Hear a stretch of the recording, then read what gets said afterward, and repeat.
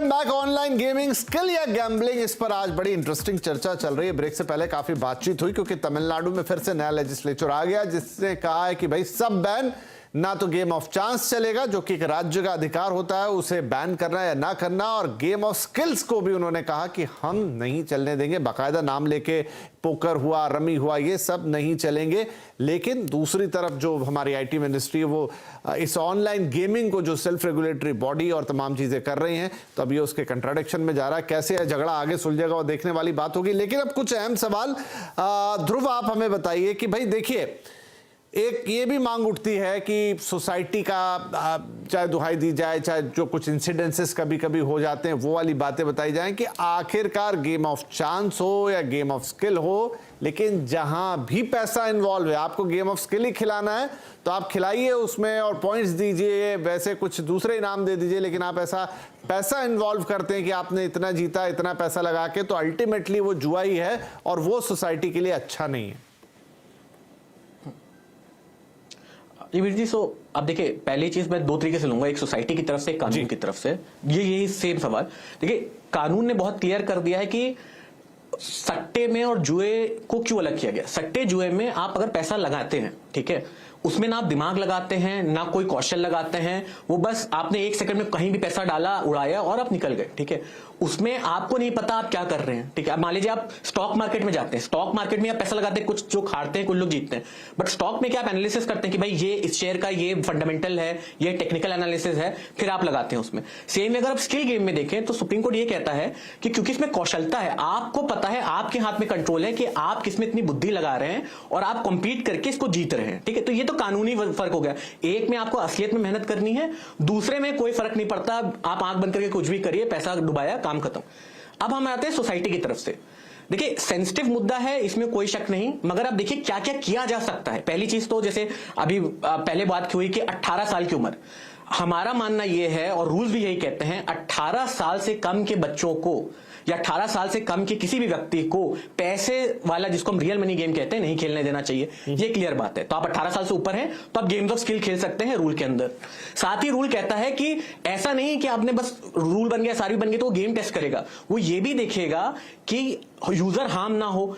Technical major होना चाहिए जिससे प्लेयर अगर बहुत ज्यादा खेल रहा है तो उसको वार्निंग आनी चाहिए। उसके पास यूजर डिफाइंड सेल्फ लिमिट कर सकता है कि जी मैं इतना ही पैसा डालूंगा, मैं 100 ही रुपए खेलूंगा। उसके बाद वो प्लेटफॉर्म उसको बंद कर देगा, आगे नहीं खेलने देगा। यूजर ही बताएगा कि मैं इतना लिमिट करूंगा। अगर मान लीजिए उसने 4 घंटे खेला तो दूसरे घंटे 1 घंटे जो भी है वो एसआर भी बताएगा कि जी वार्निंग लेवल आने का, क्या आप इतना खेलना चाहते हैं, उनको ब्रेक करेगा। तो और भी चीजें यूजर प्रोटेक्शन के लिए रूल्स ने दे रखी है, ठीक है। तो अगर आप देखें तो सोशली भी आप किसी चीज को बैन नहीं करते, आप उन्हें रेगुलेट करते हैं और प्रोपोर्शनैलिटी जिसे कहते हैं, प्रोपोर्शनल बेसिस पे आप उसमें ऐसे चेक्स एंड बैलेंसेस बनाते हैं जिससे हार्म उसका रिड्यूस हो जाए। दूसरी चीज एक और आती है, अगर आप हमारे भारत का कॉन्स्टिट्यूशन देखें, फ्रीडम ऑफ चॉइस भी बहुत जरूरी है। तो अगर आप 18 वर्ष से ऊपर हैं और कोई लीगल एक्टिविटी है जिसमें फाइनेंशियल आपका एस्पेक्ट इन्वॉल्व भी है, पैसा जा भी रहा है, तो उसके बाद फ्रीडम ऑफ चॉइस है, जब तक वो इलीगल नहीं है। यहां पर आपका गेम ऑफ चांस से डिफरेंस आता है, क्योंकि गेम ऑफ चांस अलग अलग आपके प्रदेशों में बैंड है, इलीगल है, इसलिए फ्रीडम ऑफ। तो ये जो सारी बातें ध्रुव कह रहे हैं, जी जी जी बिल्कुल, तो आप जो सारी बातें, सारे तर्क कह रहे हैं, आप इस चीज को देखने के लिए, इस चीज को मॉनिटर करने के लिए वही सेल्फ रेगुलेटरी बॉडी है।